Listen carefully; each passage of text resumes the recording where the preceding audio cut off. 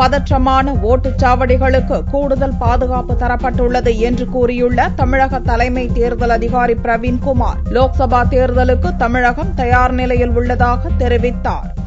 லோக்சபா தேர்தலில் 6வது கட்டமாக தமிழகத்தில் வியாழக்கிழமை அன்று ஓட்டுப்பதிவு நடக்கிறது. இதற்காக தமிழக தேர்தல் கமிஷன் உத்தரவுப்படி புதன்கிழமை அன்று 144 தடை உத்தரவு அமல்படுத்தப்பட்டது.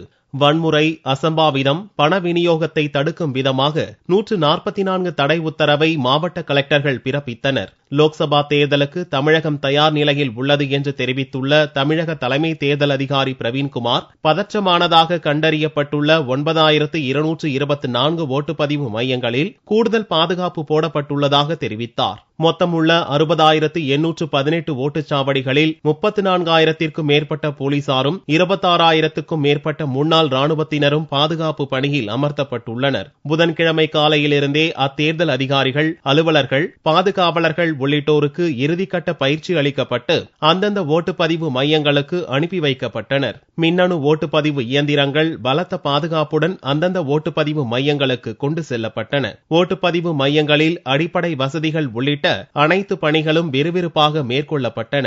புதன்கிழமை மாலை முதல் வியாழக்கிழமை இரவு வரை பணியாற்றக்கூடிய அந்தந்த ஓட்டுச்சாவடி பொறுப்பாளர்கள் பணியிடத்திற்கு வந்து சேர்ந்தனர். ஓட்டுப்பதிவு மையங்களை போலீசார், துணை ராணுவ படை உள்ளிட்ட பிரிவினர் தங்கள் கட்டுப்பாட்டுக்குள் கொண்டு வந்துள்ளனர். சென்னை உள்ளிட்ட தமிழகத்தில் முக்கிய இடங்களில் போலீஸ் மற்றும் துணை ராணுவ படையினர் கொடி அணிவகுப்பு நடத்தினர். லோக்சபா தேர்தலை முன்னிட்டு 24 மணி நேரமும் பறக்கும் படையினர் கண்காணிப்பு பணியில் ஈடுபட்டுள்ளனர்.